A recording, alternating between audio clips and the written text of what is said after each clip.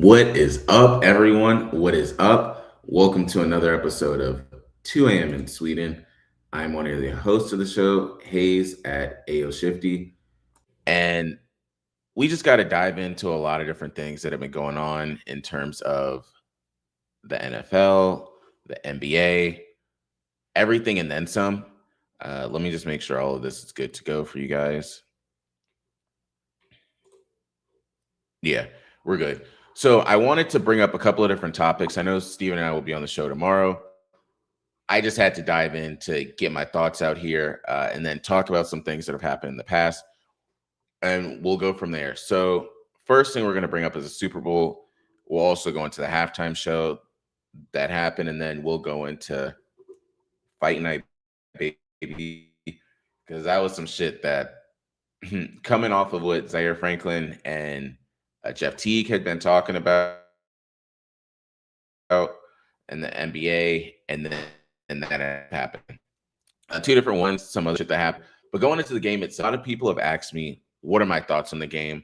Um, did I like it? Did I not like it? Did I watch it? Did I review the highlights? All that and then some. From a defensive perspective and a football fan perspective, it was great. That's what you want to end up seeing. The first half was straight chess match. Everyone trying to figure out what the other team is necessarily doing. And you got to see it from it was it's 3-0, 6-0, 9-0, 12-0. It was just straight field goals. Jason Myers at that point in time, I don't think they would have given it to him, but he was the MVP of the game. Every single kick that he had ended up making, he ended up making. Jason Myers was 5 for 5. So that's 15 points right there. Then two extra points. So he had 17 points. The team 29 points. So congrats to him for converting all of those. Would it have made a difference? I think it could have shifted the momentum if he started missing some of those field goals because it would have messed up field position. But overall, Sam Darnold did what he needed to do. He had no turnovers in the postseason, no turnovers. And in the Super Bowl, he was 19 of 38. So then he had 202 passing yards. He had the one touchdown. AJ Barner. That was all that was really needed in that game on that side. Drake May had 27 to 43, but a lot of this came, you can call it garbage time or in the third and fourth quarter. He wasn't doing this in the first half. Seahawks were getting to him every single time possible. He had 2 touchdowns, 2 interceptions. One of them was the pick six that they ended up having. The other one basically like sealed a lot of the game at that point. The two people that ended up having the interceptions as well, you had Julian Love had one and Nuosa had the other one. Who's this? Oh, Steven was texting. But you had both of those. One was the pick six, and that was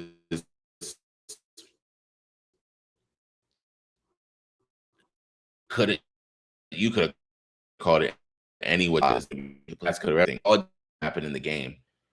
You had those two that were key. Punts weren't really a thing that was something to come by. They ended up having a punt. They punted 7 times. The Patriots ended up punting 8 times. So it was back and forth. A lot of that was the first half, too. In terms of punt returns, Rashid Shaheed only was able to return 2. Most of them were toward the sidelines. He only had 1 kick return because the other one then was an onside kick as well. Even looking at it from the New England Patriots side of the field, they did have 5 kick returns. Then they was able to return 2 negligent yards, nothing really of substance on that side of the house. In terms of the sacks, just breaking down everything that happened on that, there were 6 sacks for the Seahawks, 1 for the Patriots. That's one portion of where your game was. Pass deflections, there were 6 for the Seahawks, and there were 7 for the Patriots. Again, a lot of this happened in the first half. The matchup I wanted to see was Christian Gonzalez and Jack Smith and Jigba. Great matchup right there. Something else that could have been a turning point for the game was in the first half. JSN had the perfect route that he ended up running, broke out from essentially the coverage that happened. It was just thrown too far. It was like overthrown by Sam Darnold, and that would have been Sam Darnold could have won MVP just off of that alone. If he would have connected with him on that long touchdown, you never know how the game would have shaken up at that point. Again, first half was straight chess match. That happened. overthrew him, messed up that part of the game. JSN got injured, so then the focal point did shift. It became more of Cooper Kupp and then AJ Barner on the receiving side of the house. And it wasn't even that much. Cooper Kupp, although I did tell a lot of people he could be an X factor, he had 6 receptions for 61 yards, got his second Super Bowl ring. Congrats on that. AJ Barner had 4 receptions, 54 yards. So again, nobody was doing a lot. They really focused on the run game. So Kenneth Walker had 27 rushing attempts. He had 135 rushing yards. He did have 2 receptions for 26 yards. He was healthy because Zach Charbonnet and him split a lot of carries throughout the season. So when you got to the playoffs, Zach Charbonnet got injured. It became K9 as a workhorse, and he was able to take that on.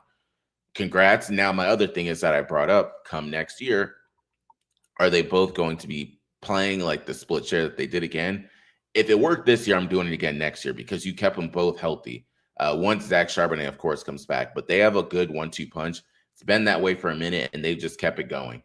On the other side of the house, rushing was something that they couldn't even come by. Drake May was the leading rusher for the Patriots. I had 5 carries, 37 yards. Ramondre Stevenson, 7 carries, 23 yards. Travion Henderson, 6 carries, 19 yards.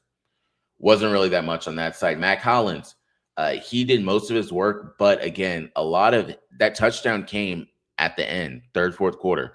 Wasn't even something that happened. Both of those touchdowns came later on. It was Mack Hollins, and then it was Ramondre Stevenson with their touchdowns. And again, I've told everyone this, that Ramondre Stevenson touchdown was the most skill/luck thing that could have happened. Grazed, legit like this, just barely missed the grass. He got it, scored the touchdown, and that was the second one. They tried to do 2-point conversion, did not end up working. But even if you look at the fourth quarter alone, the points are 17 to 13, so there's no point in time have been shut at halftime. The game was 9-0, and then it was 12-0 at the end of the third quarter. At that point, you knew it was going to be the Patriots didn't really have a chance. These are just initial thoughts that I have. Just going more into it because I do want to talk about the halftime show and then go into fight night really quick. Halftime show. So I personally enjoyed it. I know it's mixed reviews and mixed signals, but I could be biased because I am a Bad Bunny fan. He played songs like Titi Me Pregunto, Voy a Llevarte. Then he also played Baile Inolvidable. That's a good one. Nueva York is another good one. Café con Ron is a really good one as well. And then he's played Debe Tiras Más Fotos. So he played a good amount, a mixture from the new album, some of the ones that we did like. He had like 12 songs that he ended up playing. The props were good. People being the trees was a good portion that he added. He had the light post and the electric post essentially back home in Puerto Rico. When it ends up, the power goes out. He had a wedding or a marriage that was conceived there. That's another great thing that they end up doing. He had the house. If anyone's seen his Puerto Rican shows that he's put on recently, he had the house. He had the bodega. He had everything that you needed. It was a great show. And then at the end, he brought all the countries together. So I thought it was a really good show. I commend him for putting it on, going through with it. His messages were good, telling everyone that essentially if you would have given up on yourself, he wouldn't have made it to this point. He's gone from being a bagger at a grocery store and working at a grocery store to being at the Super Bowl. And he's already one of the biggest artists, if not the biggest artist of 2025 going into 2026. So I know his streams are going to be good. And I know a lot of people are complaining saying, oh, we didn't really get to see the whole Super Bowl halftime show when we were there. Look at The Weeknd when he did his. He was inside. So you're looking at the jumbo screen. That's what the jumbo screens are for. They tried to have the cameras. There are some people that are all the way up in the nosebleeds talking to God. They couldn't see it either. But yes, if you're at home, you were able to see it. And that's partially what it is for, too. The people at home, you all got to get the experience of everything that happened at the Super Bowl. I get that you paid a lot of money for it. Congrats. But you also got an experience that the people at home didn't get. And you're putting on for those people there. Maybe half the people in the stadium could give 2 shits about Bad Bunny. And they're not going to download the music. But I promise you that 130 million plus a good amount of them, if they download it, that's where the money's coming from. And that's the audience that they want to continue to bring on. The people in Germany aren't always going to be able to come to the Super Bowl.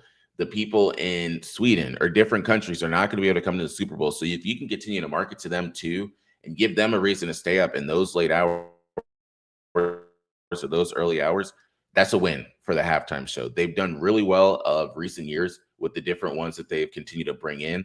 So I appreciate that.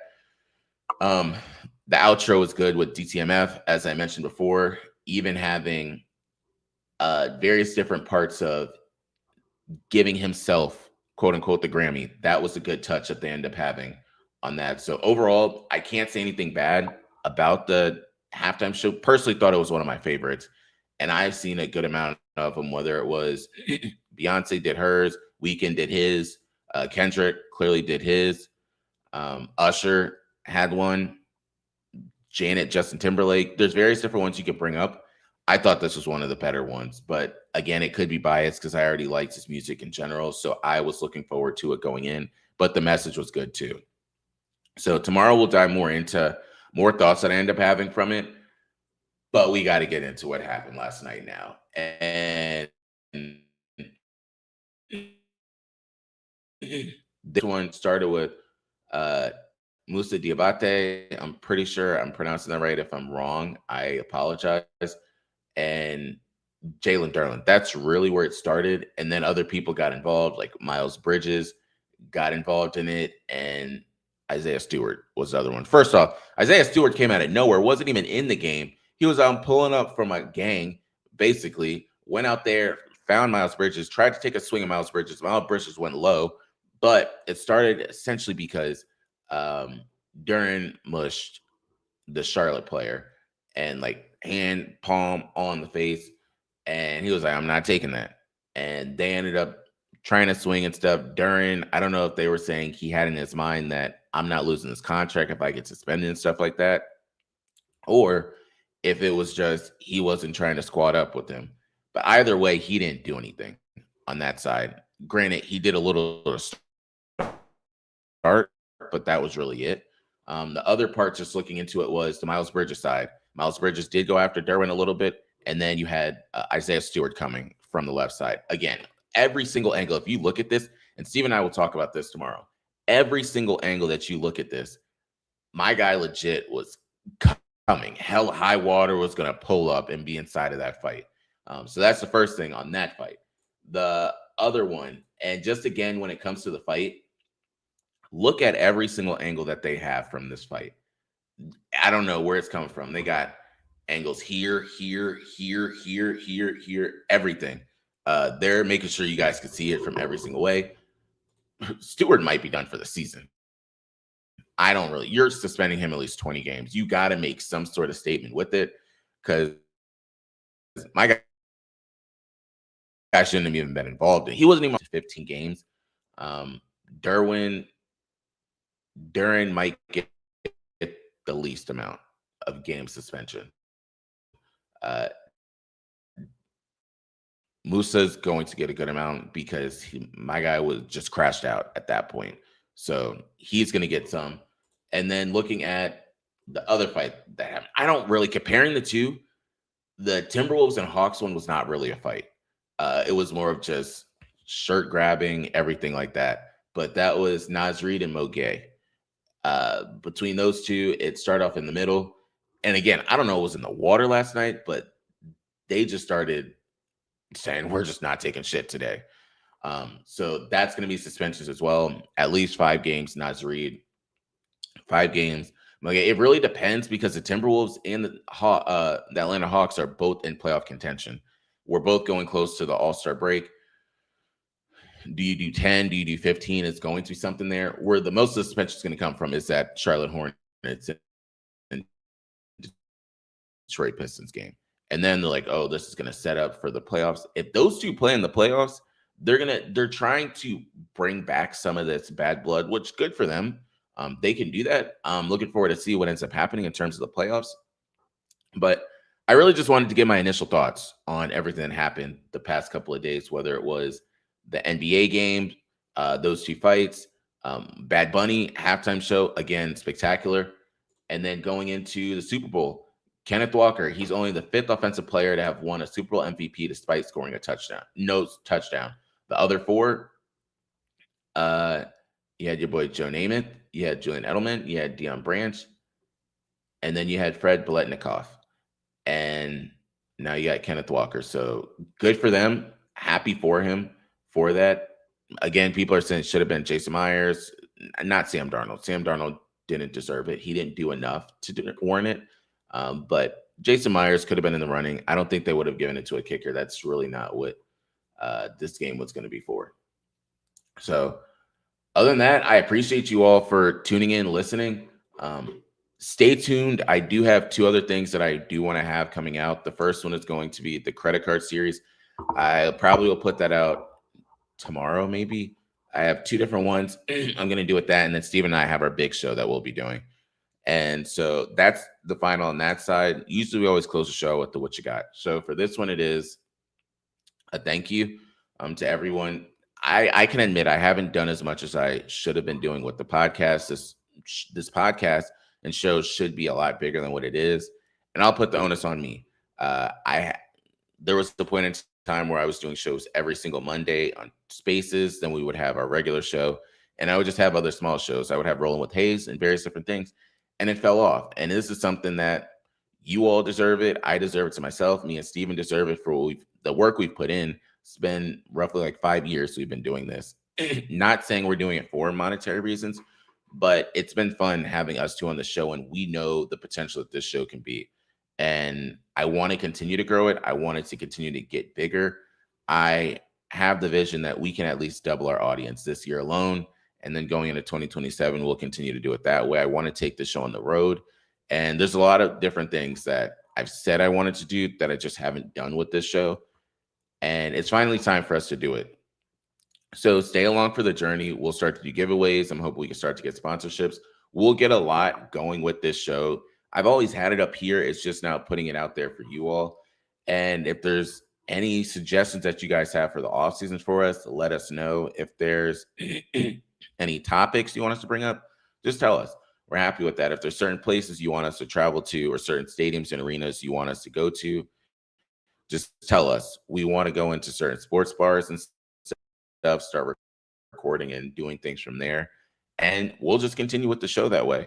So I appreciate you all as always for tuning in, listening. We're back on the grind. I know there's been different things that I have not focused on with this, or I've had to say I can't continue to do this or that, but we're good to go. We're locked in now.